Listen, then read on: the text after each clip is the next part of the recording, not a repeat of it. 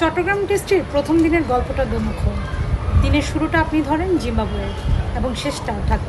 তৃতীয় সেশনটা পুরোটাই বাংলাদেশে।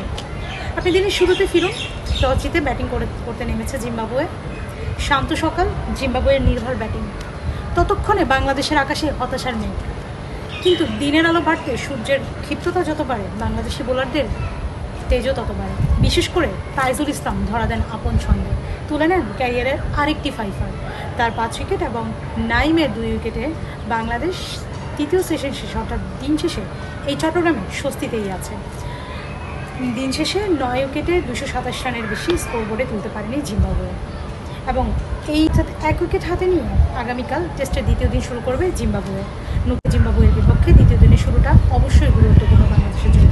যদি নতুন বলে বাংলাদেশকে ভালো করতে হবে, ভালো দিন উপহার দিতে হবে, নয়তোবা সিলেটের মতো চট্টগ্রামের মাটিতেও অপেক্ষা করবে আরেকটি হতাশার দিন।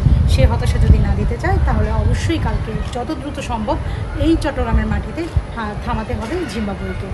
সব মিলিয়ে সিলেটে ব্যর্থতা, মাঠের বাইরের পারিপার্শ্বিক বিতর্ক সব ছাপিয়ে বাংলাদেশ যে চট্টগ্রাম টেস্টের প্রথম দিন একটা ভালো স্টার্টিং দিয়েছে, সেটাই আপাতত বাংলাদেশ ক্রিকেটের জন্য সুখবর। এই সুখবর, এই বার্তা, এই স্বস্তি বাংলাদেশ কতটুকু বয়ে নিয়ে যেতে পারে এবং ম্যাচ শেষে ফল নিজেদের পক্ষে আনতে পারে কিনা, সেটাই দেখার অপেক্ষা।